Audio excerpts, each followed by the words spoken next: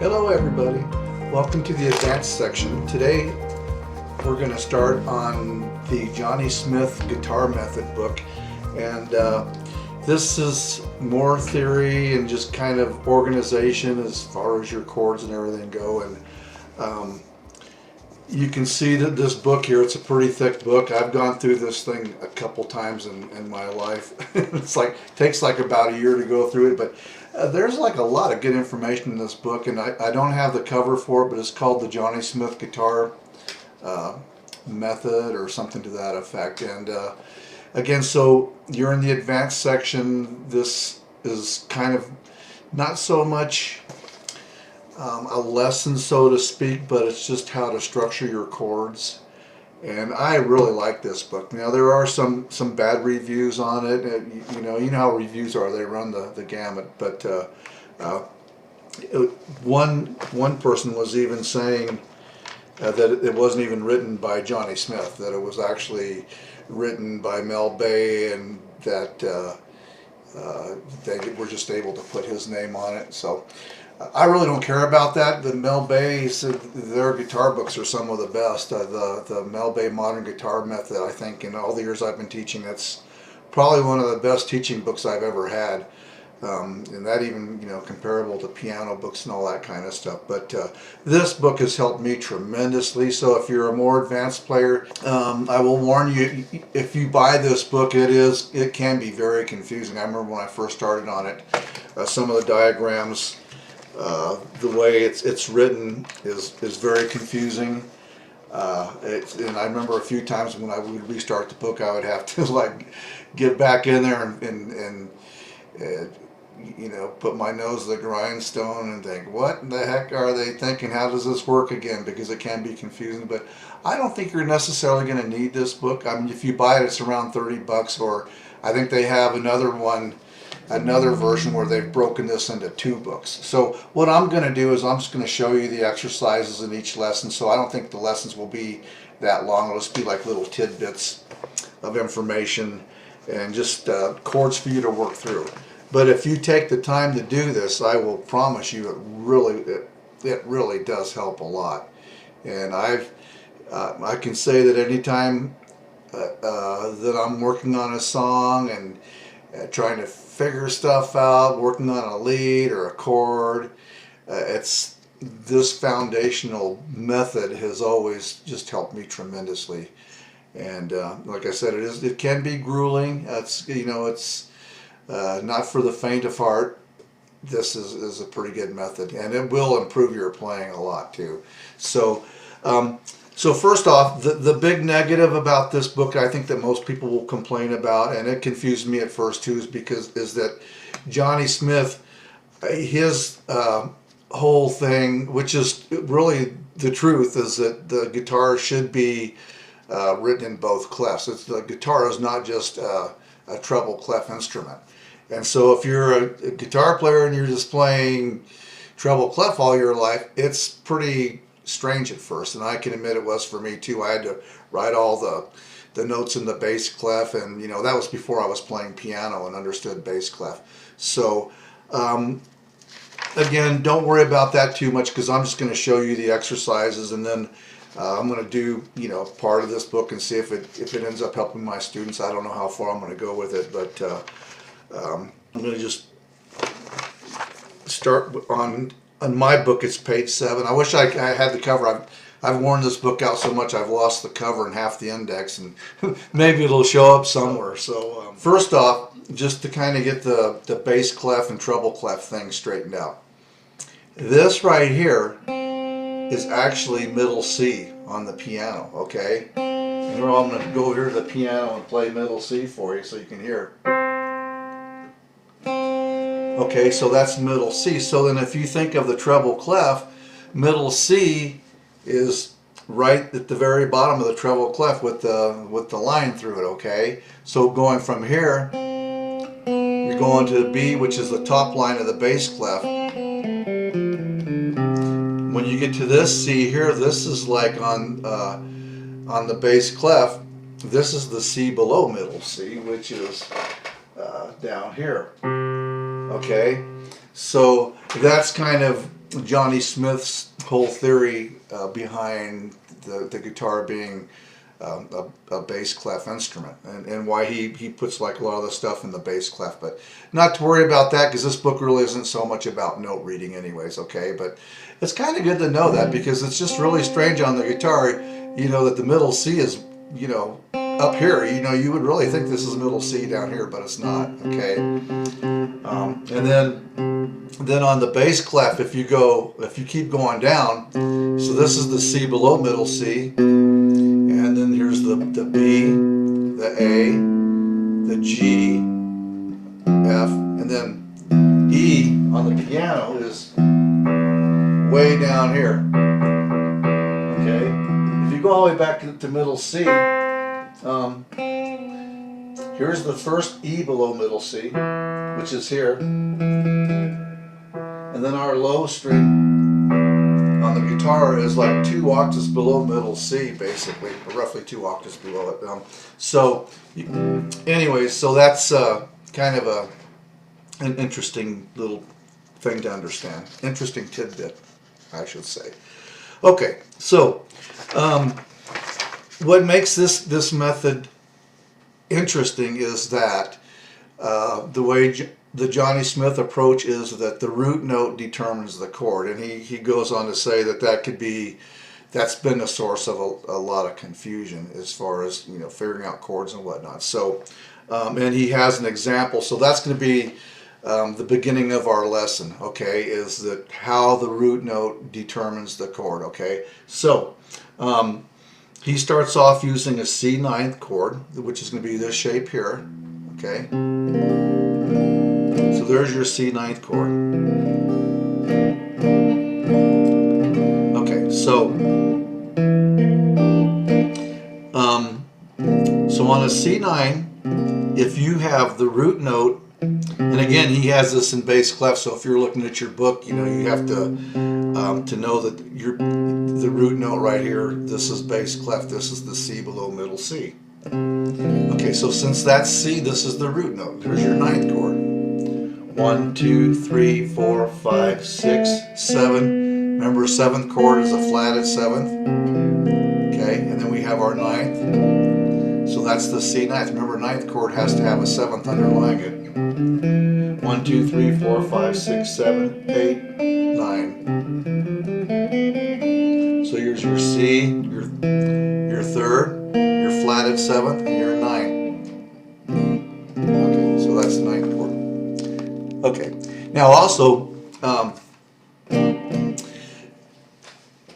if you're into music theory, you're going to like this, okay? So if the first part of the lesson sounded kind of glum and dreary, you're going to like how all this stuff fits together, okay? And I have some students that really enjoy this whole theory thing, okay? So that's the C9, okay? Now, if we put a G as the root note, which is going to be here. Now listen to this.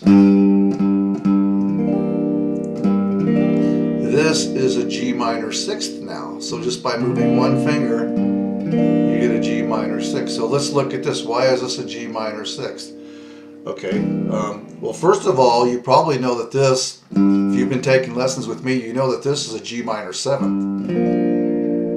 Okay, let's do that first. So here's your G. 1, 2, 3, 4, 5, 6, 7. There's your major 7th. Remember, 7th is a flatted 7th. Okay, so there's your 7th. And then what's this note here? B flat. That's the flatted 3rd. Okay, remember, the chord is made up of your root 3rd and your 5th. G, B, and there's your D. Okay. Remember, minor is a flatted 3rd, so this would be your G minor. And so they're just putting it up here. So here's your G, flatted 7th, flatted 3rd, and your D, which is the 5th. That's a G minor 7th. But if we take that 7th down a half step, that's your G minor 6th. So here you have it. See that? 1, 2, 3, 4, 5, 6. So now Here was your C9, G minor 6th. Okay? Now, what if we had this note, the G flat? This chord now becomes a G flat augmented 7th flat 9.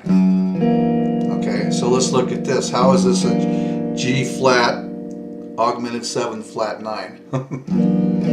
Okay, gotta love it. Okay, so, and for anyone that's watching this that's a beginner, sorry. It's a guitar thing. Okay, so anyways, here's G flat, okay? Let's do our G flat major scale. See, and again, the whole theory behind this is, remember what we said. The root note determines the chord, okay? So otherwise, it would just be madness to try to figure out these chords if you didn't say, well, this G flat is our root note, so therefore we're going to base our scale off of that to figure out what the notes are. So, we got a G flat augmented 7th, okay? So,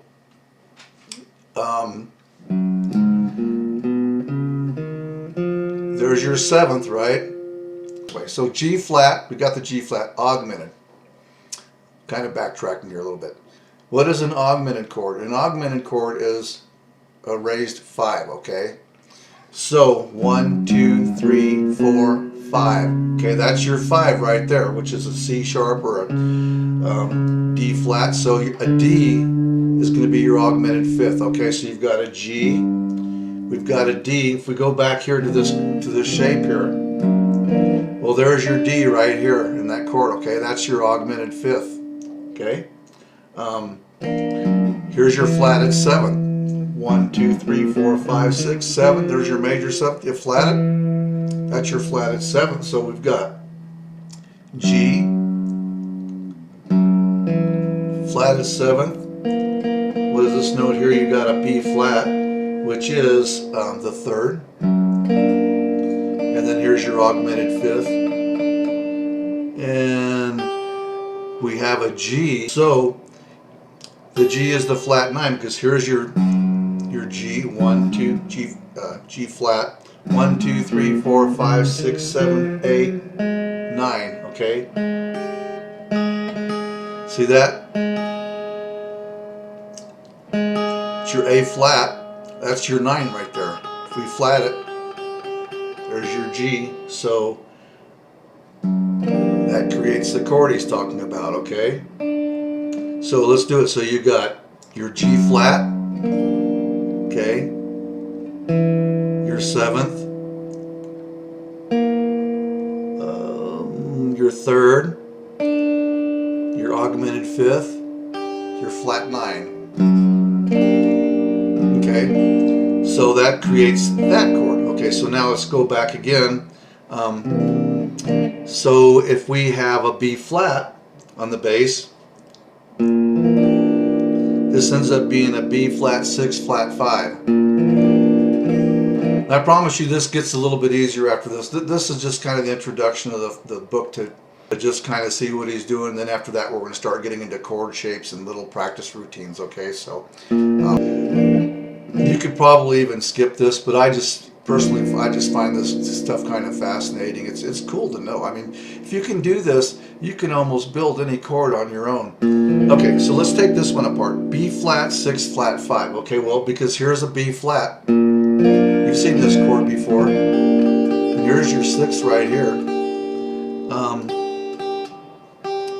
This G is your 6th.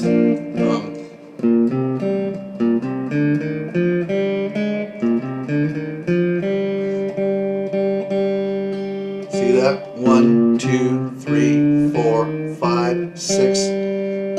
Oops. And there's your G. So the G is the 6th. And again, here's your B flat.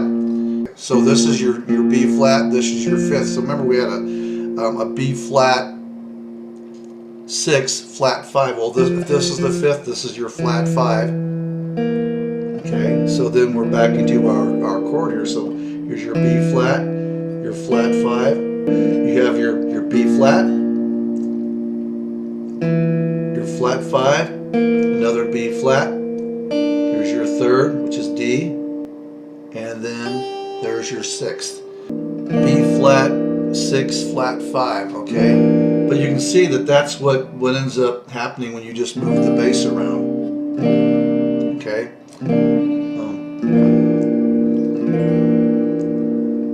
And then he has also, if you just play as it's written, this is a E minor 7 flat 5. Okay, E minor 7 flat 5. And let's take that apart. So here's E minor 7th. Okay. So there's your E minor 7. What's the flat 5? Flat 5 here is going to be a B, which is right there. So here's your E, here's your flat 5, there's your 7th, and then you've got the G. Oh yeah, the G is the minor third. Okay. Again, because if you think of it this way, you play an E major chord, take your first finger off. This is G sharp. That's your flatted third. Okay, so it's just up here. Okay. So you have that. You have your root note, which is E, your flat 5, your 7th, and your minor third. Okay, and he also has in here that it can be called a half diminished. Okay, and I'll show you how the real diminished chord works when we're done with this. So here's your E, here's your flatted 5. There's your flatted 7, and that's your flatted third, okay? Half diminished. If it was a full diminished, it would have a double flatted 7. So if this is my 7th right here, there it is, see that?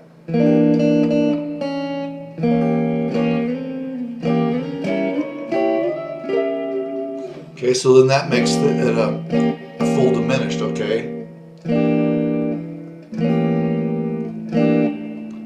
Okay, so anyways, what he's saying here, the difference between the minor 7th flat 5 and the half diminished is the way they resolve.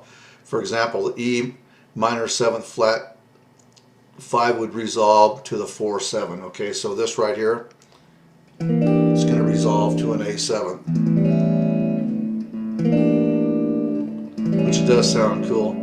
If the resolution was to an E diminished or E7th or to any other chord other than A7th, the chord would be called a half diminished. So let's see what that sounds like. So you're here.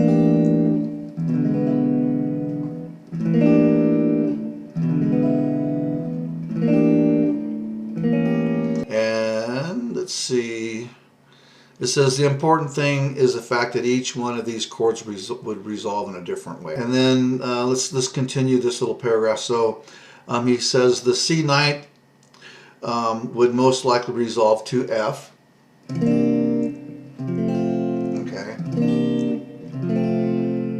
The G minor 6 would not resolve because the 6 really doesn't want to resolve to anything. That says that the sixth or minor 6 chords are not considered resolving chords. The G flat 7 flat 9 would most likely resolve to a B9. See, so that kind of sounds cool. If you were to do this, say you did your C ninth to G minor 6, then okay, then that resolves to a B ninth or a B6/9. Let's talk about that real quick, the B6/9 chord. Okay, so you could play a B6/9 chord up here, but how would you play it down here? Which is cool, okay? That's your B6/9. So you could have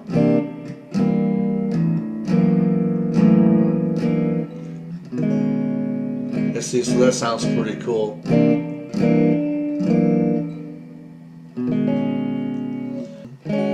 I'll show you something else that's kind of cool about these 6/9 chords here.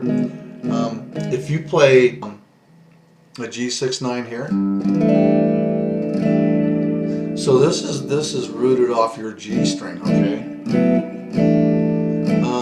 If you play a 6/9 rooted off of your A string, you end up with this. But this is your B6/9, but you could put this root note here, right? Because that's the fifth above it. And again, if that stands to reason, you could put the root of the fifth on top, so you could have this.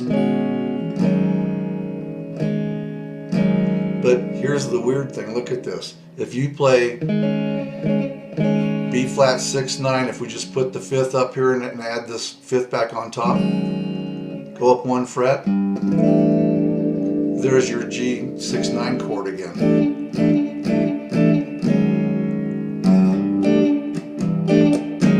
So if I could go G6/9, and I could also call this a B6/9. That's why these little ninth shapes here work when you're playing.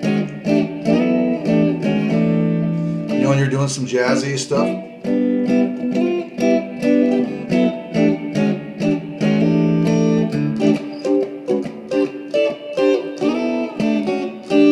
Okay, because I can't quite wrap my head around it, but then it has like a lot of notes that are in common, and they somehow work with each other. So anyways, that's cool. So this is good to put in your bag of tricks, this little G6 B6/9 right there. Okay, so that's pretty much it as far as this page 7 goes. Yeah, that's just like one page, but I promise you the other pages won't be that bad. This is just kind of the entry level part of this book where he's explaining his whole theory, how this all works. And again, you know, think of this system as just it's a way to organize all these chords and all your scales and everything that you know. And it's kind of, once you learn a few of the techniques and you know the way he's doing it, it gets a little bit easier.